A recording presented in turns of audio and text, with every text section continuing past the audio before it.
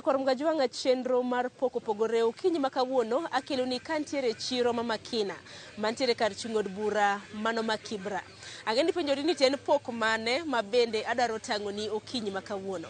Kineno lweta Nyakorom Gajwanga ineno nitiere achiel kuom ring ma bende arwako kanyo. Gin moko kuom mwandu mago mag dusruok ma bende joma mine jathoro rwako. Nitiere onagi ma bende osebedo kaloso mwandu maket kod magi mane chiro ma Makina. Oloso rings, oloso tigo, oloso stadi e kin mwandu mamoko. Mane kit pok ma bende adaro mar mondo mi atangni okinyi makawuono machiegni adaro mar mondo mi adhi arom kode. Nyinge en Samuel Achayo. Kik wi wil gi nyinga Sharon Ng'ao machiegni.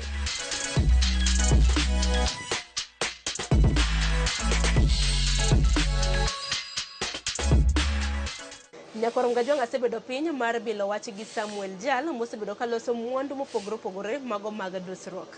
Samuel, arwaki ni machiegni, ma en chenro mar poko pogore. Samuel en ng'a? Samuel en kijana ma onyuol i Nyanza, to apone Nyanza, somo Nyanza, kora wuok mondo mi bang' tieko primary school level, emomiyo na wuok kabiro piny Nairobi ka mondo achak dwaro ngimana. Koro ka nachopo Nairobi ka, ta donjo a friend of mine, osiep babwa, nokawa from dala, mondo mi abed apuonjra tich mar lwedo. Emomiyo sani an ng'ama nyalo loso gik machalo kama. Omiyo an fundi, awach kamano. Samuel, nanyiso Nyakorom Gajwanga ni loso mwandu mopogore opogore mag dusruok. Inyalo mana nyiso ni tiji en mane hie? Aloso gik madhi kod ornament, yani nyinyo mag lwedo mirwako. Koro mag gik maloso, aloso rings, aloso earring, aloso necklaces, nyaka wedding rings be aloso. Samuel, kinyalo mana tero wachien, tijni ne chako karang'o mochopo nyaka kama intiere gi sani? Tijni achako higa 2006, kamoro piny Kirinyaga Road. Kirinyaga Road kuro ne abede buo ng'ato. Koro ina short ndalo matin taduoga mondo achak koro mara kenda kian. Koro bedo ni bei ma town no bedo matek na matin. Adak bit kuro higni ariyo kende tabiro koro Makina ka. Koro from 2009 nyaka sani an mana Makina ka. To mar mondo mi ng'e tijni nikech aneno ka ma en tij lwedo. Dibed ni ng'ato nopuonji, ng'ato nobako badi motigi koso nobedo nang'o? Nopuonja. Osebabwa moro emano owinjo ka tieko skul to penja option mar dhi e skul mondo chulna fee adonj kod secondary. To nobedo ne matek kowacho ni kochulna fee ma 1 year to koro modong' to biro dhi mbele mondo adhi mbele mondo chulna go. To ne kan neno ng'ama nyalo chulona to miya option mar ariyo ni koro kada ka mano tek to kada bi mondo apuonji tich. Koro na atiegra kuom ng'ato. To wuotho osebedo nade kaluwore gi kit ohala, kit pok ma intiere godo? Wuotho osebedo matek, to kosebedo matek ahinya nikech kana aok e skul to ne chunya ogombo mondo mi alok ngimana. Nikech koro skul ok adhiye, nyaka many kaka ngimana bi lokore. Mano chuno mondo mi aket chunya e gima timo. To wuotho bedo matek nikech koro ng'ama ne nyalo mako lweta ka chako tich ne onge, kama ne nyalo gole pesa ne onge. Koro na tiyo mana gi gima tin mana nyalo nwang'o ka kuom ng'ama nopuonja tich. To Samuel, inyise Nyakorom Gajwanga mwandu ma iloso nikech an kang'iyo aneno stadi, aneno rings. Dibed ni iloso mana mwandu mag mine kende to kosa kata mana joma chuo, joma wuoro iloso negi mwandu? Mostly to gin mine, thothgi gin mine, to joma chuo be aloso ne moko. Nikech wedding rings nego ji ariyo marwako to aloso negi. Nitie joma biro nyaka naloso nyaka bangles gini bracelet mag lwedo mag joma chuo. Koro gibiro gi gik ma gidwa mondo los negi. Koro lakini mang'eny taloso ne joma mine to joma chuo be aloso ne moko. To nang'o miyo ni mag mine ahinya ema jathoro los? I sector mar jewelry ni mostly joma mine ema odich kod gik miloso. Ke joma chuo en ko onyalo bedo gi ring to kata ring achiel for full year makoloko. To ng'ama miyo to ng'eni enodhi gi fashion kendo rango kata law samoro gimodwaro rwako glawe. Koro momiyo joma mine ema nie gini ahinya thothgi. Sani walosane kotende gi materials ma bende itiyogo mar mondo mi los mwandu mag dusruok makamagi. Akeni gin materials mage mitiyogo? Aloso gi brass, aloso gi copper, aloso gi silver, aloso gi gold moko. To Samuel, materials gi igolo kanye? To be nyalo mana nyiswa pogruok e materials adek nikech wacho ni itiyo gi gold, itiyo gi brass, itiyo gi silver. Pogruok mantiere en ni kila ng'ato ka ng'ato dwaro gima chunye dwaro. To pogruok mar bei ma gigo be nitie. Gold beche ni malo, waluwe gi silver, to waluwe gi copper then brass. Koro ing'eni ng'ato kobiro nodwaro gold nyaka uwu kode wach ma gold. Kodwaro silver titiyo los ne silver. To kodwaro brass be nyaka los ne brass. Koro ing'eni gigi te gini kod bechgi. Ma sami loso gimoro to gino iloso gima ni kod beche. Bende kata mana kopogore gi brass, materials mopogore opogore miloso godo mwandu mag dusruok. Bende aneno kuom ranyisi kata mana ka antiere gi study ma kama. Donno ka intiere gi tigo ei, to tigo gi tigolo kanye tidoso gi godo nade. Jo material gi asos gi ka ogolo gi dukni nikech asebedo industry ni ma ndalo mang'eny aseng'eyo jok ma import gi, dukni ma import gi, jok ma be kelo gi, ji ajia ma kelo gi, kod jok ma be tiyo kodgi to gikelo gi excess mwanyalo nong'o kuom gi. Koro pogruok mantiere en nengo machon cha gi nengo masani pogruok nitie. Koro ka wawuoye ranyisi mar brass. Brass kila achiel ne wanyiewo siling 500 chon. Sani wanyiewo siling 2,200. Silver ne wanyiewo gram achiel siling 50. Sani gram achiel wanyiewo siling 300. Koro pogruok nitie. Copper ne wanyiewo kila achiel siling 400. Sani wanyiewo siling 1,800 kila achiel. Koro pogruok nitie. Gold to ng'eni gold to nyiewe tek mang'eny, nyiewe mana matin kaka gram no. To gram achiel ne wanyiewo by then wanyiewo gram achiel siling 2,100. Sani gram achiel wanyiewo siling 11,000. Koro pogruok nitie bei machon nyaka sani. Ji ohero gi kala. Kaka nawacho ni ahero product ng'eny na dhi kuom mine. Koro ing'eni ka keto kala go to samoro ng'ato kawo kaluwore kod samoro kaka odwar mondo orwakore. Momiya aduso gi apogo gi amiyo gi kala mopogore mondo ng'ato kobiro to kik okos gima onyalo dwaro e kala. Mane momiya aketo gi kala go kamano. To designs be naneno kilony, intiere koda designs mopogore malombo wang'. Designs tigolo kanye? Ng'eny gima timo kanigo an magi to ng'eny gin pacha. Adesign gimoro kenda. Kata ka nene internet gimoro to ka copy ka nene ka kete ka gima ka kete kaka intiere no. Aduga abedo gi pacha mondo alose gimoro mamara. Ma ng'ato konene to oneno gima nyien mapok oneno. Mane momiyo ng'eny gi tijni ng'eny gima loso gin pacha. Ohala ko ohala ang'eni nitiere jogweko ma bende timogi nikech geno mara kata mana i Makina ka okin kendi ma samoro loso mwandu mag dusruok. Piem chal nade i Makina, Buore, Nairobi ka mwandu miloso gi mwandu mopogore ge? Piem to nitie. Kendo ng'eny matek kabisa. Piem nitie mang'eny nikech samoro kaka an aloso gimoro, ng'ato biro neno gino, okia gauge maloso go, okia time makawo, okia quality maket gino, en onena e picha to kako neneno. Koro biro chuno ng'ano en konene e picha to odhi kete i pache, to odhi olose makong'e idea makalo go process makalo kodo mondo mi alose kod quality malose kodo. Mano piem mantie mang'eny kabisa. Samuel, kiwacho ni piem nitiere, higni go duto te ke mae ohala mitimo ma kelo ni yuto kaka inyalo konyori e ngima mari mapile. Ng'anyalo penjo gi dho ngere ni what makes you stand out? Ang'o makitiyo ko kacha momiyo ohandi ni pod ochung' kar tiende? Asebedo ka arito quality mara. Then awinjo customer idea, pach janyiewo. Ng'eny janyiewo no kisewinjo pache to basi be irito quality ni to ibiro sika. Mane gima keto an mokwongo arango quality then customer kaka customer dwaro. Mane gima ng'iyo. Koro customer no kodhiyo atimo dwache quality bende nwang'o maber. Koro omiyo abiro sika. Target audience magi gin ga ka penye ni odiochieng' ma kawuono kiloso mwandu target ni kata target market mari en ga? Joma mine kod some organizations moko. Nikech joma mine to ng'eni kinwang'o gi to gin joma nyalo kalo matin. To joma mine go be ber nikech gin kod osiepe mang'eny. To organization tinwang'o tich matin to inyalo nwang'o tich dichiel to en mang'eny dichiel. Koro ana customer bena gina aringo kanyo. Organization moko kod joma mine.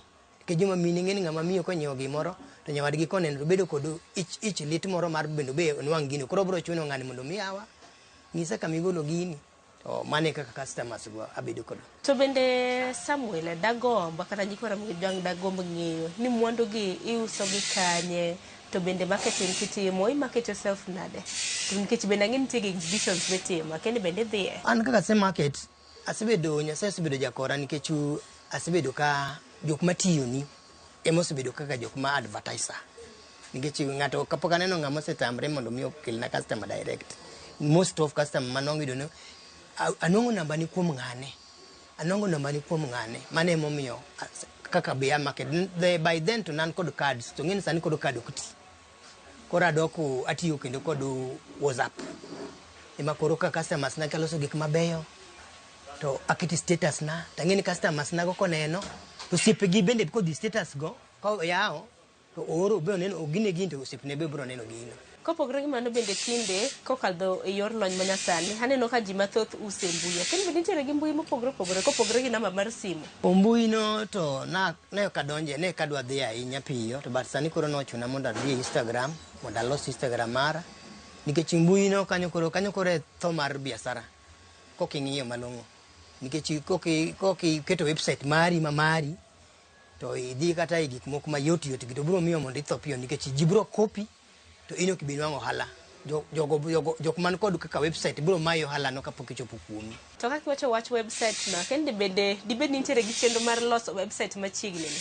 An gi chenro mar loso website mara mondo kora bende nikech gima loso ano kalos gima neno mar ng'ata loso ai pacha. To bende piny Kenya ka nitiere kuonde minyise mwandu ma bende ong'ere gi dho ngere kaka exhibitions, kendo bende yudo thuolo mar tero mwandu magi mabeyo gi mar mondo mi oganda mamoko bende ng'e. Exhibition go to nitiere to ji osebedo ka invite to athoro bedo atemo tugo achiel, nikech ka ng'ato en ng'ama trust ni biro dhi exhibition to anyalo miye mwandna to odhi okelona pesa kaka wawinjore to odhi ouso. Koro ing'eni gimomiyo atimo mano nikech kawe chien ka kama betie ni an kan ng'eni an ma design to an ma arango quality mar gino kapok owuok. Koro kapona achako thoro dhiyo mang'eny exhibition nan manyaka dhiyo taneno kamano adhi wito chuny tich mara. Koro afadhali mondo jok mo client maga moyie ma neno ni product ni beto okonyiewe to dhi exhibition tang'ise ni kada dhi na gi ma to mostly gidiyo to giuso gikelna obede dagi pesa. To nengo mar Samuel rengo nade, nikech ang'eni ka iuso ne jo retail, jok mar donjo e duka ni to nyiewo, to bende nitiere jok manyiewo gi in bulk ka ging'eny, retail gi wholesale. Nengo opogore. To ka uso wholesale ta uso bei man piny matin. Rangisi kaka earring achako an kod earring machako siling 400 nyaka siling 800, mano wholesale. To ka obiro retail earring no to ochakre siling 1,000 nyaka 1,500 kuom achiel. To koro ka wadhi kata mani kaf kaka mar lwedo ni man ga uso siling 800 wholesale, to retail auso siling 1,500. Achai dong samoro nyiswa ni en ang'o ma bende nyalo loso no okinyi ma kawuono mondo nyikwara Mgajwang' ne kit tich lweti mitimo. Abro loso mag earring, mag study, mag it. Abro loso to process mare akawo waya. Kase kawo waya gauge milose kodono tang'ado sizes tadole, kase dologi tadhi kodgi e machine kacha ta shape apimo sizes gigo. Then katieko pimo sizes gigo tabiro kode gas kanyo kama riwogie, then tawang'e kanyo. Kase wang'e kanyo tagole kanyo kendo akete chemical moro kacha mondo gol chilo mawang'o kod mach cha. Kase golo chilo no tatere e machine kacha ta ago sandpaper mondo bed smooth, then adonjo e polishing mondo bed maler, then koraka onyalo bedo product machalo kama. Koro korumo to en study maber kama. Mago process gi kan gi tigo no to tigo ni makura a design go gima loso kaka koroma ni go kan gi tigo ni to akunga tweyo tigo no chase ma kama dhi donje no. Tigo ni mokwongo adhi anyiewe duka, anyiewo gi kala mopogore opogore. Koro madwa loso achako tweyo kata kachiel ni atweyo chase ni mokwongo, kaso chase ni barwake modonj kanyo tadhi awang'e kacha ma wang'ne chien mare ni monindi maber madhi ago e sandpaper. Koro ka bi alos waya ni kendo kase loso waya ni taduoga wang'e kanyo Kasewang'e kanyo duoga wang'one kama dhi mako earring ni, imako hukni be aloso, be en mana waya mang'ado kuom wache man go matiyogo. En waya matin, koro ok en waya maduong' kaka mapiny ni, nikech koro it ng'ato ok nyal keto waya maduong', iketi waya matin mondo donje iteno. Koro mano kaselose batieke te, tadhi agoye mashin kucha, koda kaduogo ayueye, eka duoga fito tigoni kanyo. Tigoni aketo ka koro asetieki, makoro kaseketo tigoni kata ayueya to bedo gima koro ikre ma ng'ato nyalo rwako. Magi to gin mana designs. Magi gin mana design maloso wuon kende. Mag picha kaka Africa ni adhi cyber tagolo photocopy mar Africa ni. Kasegolo photocopy ni tabira bawo e gauge mar mabat madwa ng'ado no, tagolo African. Anyalo gole Africa man kod line mar Africa no, amanyalo gole Africa man kod block, man kod Africa ma block kama. Then kasegine kama tatucho taloso ne link mabro make e chain, amanyalo bedo kata earring mirwake it. Picha no nyaka dhi agole cyber, okecho kanyal gore mug maber, kora dhi gole picha no e cyber, tabira loso kodo gima dwa loso. Kajal manoyudo tiegruok e kit tich mitimone manyaka sani kelo ni yuto. Akeni in bende iseyudo thuolo mar tiego oganda, be nitiere yawa madwaro ng'eyo tij lwedo, tij loso mwandu mag dusruok, nitiere misetiego? Jita an thuolo mar puonjo ng'at modwaro, to kata moko nitie masepuonjo. Ma kata last month, dwe mokalo, nyocha an kod nyako moro mane puonjire tich ka. Ma nyocha opuonjire tich ka nigo dweche 4, nikech ne wayiero kode gima nodwaro mondo otim. Koro dweche 4 go nopuonjire tich moseng'e tich, sani nyocha osebedo kendo customer na kendo. Makonyal loso to koro achaka kendo atimo nade, amiye odhi ouso. Koro apuonjo ji. Kata ndalo moko sirikal nogolo len luongo ni KEPSA, ekawo nyithindo moko to ipogo ji. An ayudo interns karibu chiegni 4 kuom sirikal mana puonjogi, but kana follow up moko ne kodhi e biashara no, moko no kara de gin no na chudo ma sirikal chulo gi to koro tich ogido ok ne gine to ne nitie moro mana fuato ne ong'e tich kabisa. Donge sirikal ne chulo nyaka ng'ami puonjo, koro ng'e ni gin chal joma ne gin girango mana msara ne gi rang tich. To but nitie moro mana obedo mariek sana ma winjo no yawo tich yor Kiambu kucha. To kama koro dhiye kanta ng'e, lakini to na winjo no tiyo tijni. Asipuonjo ji mang'eny moke lweta, kata jok matiyo kodogi ok agolo gi ka moka ging'e tich, ana puonjo gi ka mondo ati kodgi. To jok mantiere mabor, ere kaka ginyalo yudo mwandu gi samoro jok madwa tiegruok bende? Ka ng'at madwa mondo mi apuonje tich kata ng'ama dwa mondo oyud product na, an kod namba, an kod yore ariyo miyuda kodo. Namba na minuang'a kodo en 0722629140.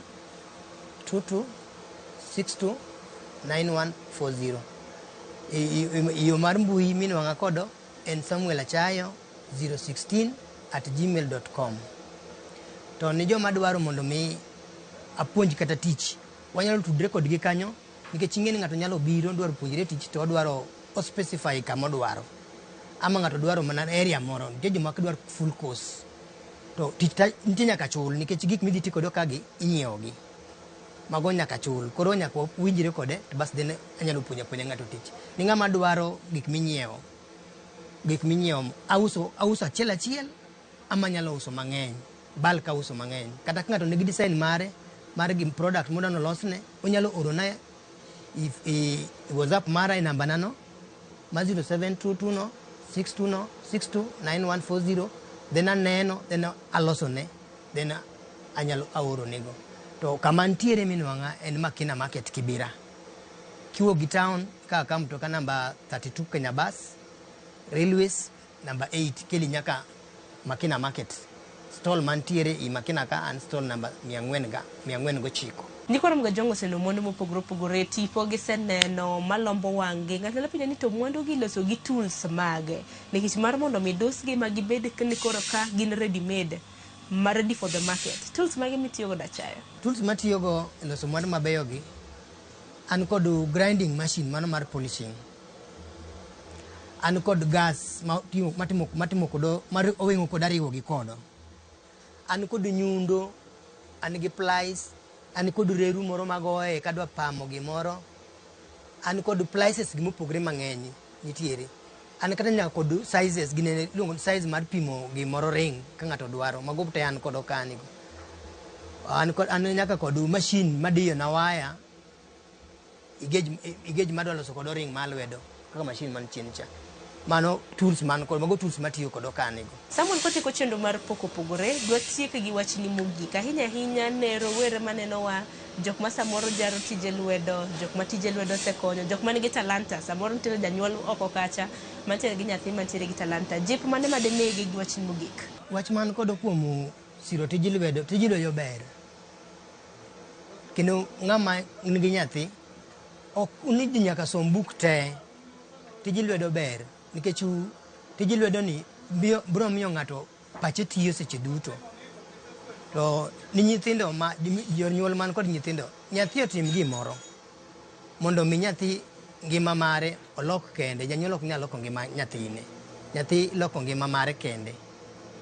Kendo tich ng'ato nyaka kete chunye ka dwaro tich gima timo mondo mi kata ko tije lwedo ber nikech tije lwedo en gima nyalo yawo pach ng'ato, nyalo miyo ng'ato ng'ere mang'eny, nyalo miyo ng'ato dhi mabor. Samuel, mwandu miloso ber, akeni dayier mana otama kata mana ma dayier nikech gibecho na te. Gin mwandu ma bende iloso, iwacho ni moko bende iko loka, moko bende en chiro ma pacho ka, to kawi thuolo bende matin donge. Kata kamano an agoni erokamano ahinya kuom nyisowa kit pok ma bende itimo odiochieng' ma kawuono. Nyakwarom Gajwang' oseneno tiego mopogore opogore miloso, nitiere stadi Nyakwarom Gajwang', nitiere iwacho ni rings. Aparo ni an mang'eny olombo wang'a Nyakwarom Gajwang'. Akeni dakaw mane mar mondo mi apimni, mar mondo mi net kit tich ma bende Samuel loso. Ma en achiel kuom rings ma bende oloso, mathoth omako wang'a Nyakwarom Gajwang'. Kawuono otieno ng'won na. Tego bende nitiere mopogore opogore ma bende olombo wang'. Magin moko kuom mwandu ma bende Samuel loso Makina ka, mano buore Nairobi. Designs moro amora bed ni nitiere gi design mane iywane mana tol mar mondo mi olosni, oloso gi silver, brass, gold, moro amora ma bende idwaro. Gino mara ni yudo chenro kata mana yudo puonj achiel ariyo adek ma be nyalo kawo kuom chenro marwa odiochieng' ma kawuono e chenro mar poko pogore, chenro mar loso gige mwandu kata gige dusruok. Ineno kanyo kaka magi bende oduso lweta kanyo. Orituru masani wanere kendo e kit pok mopogore. Nyinga Sharon Ong'aw.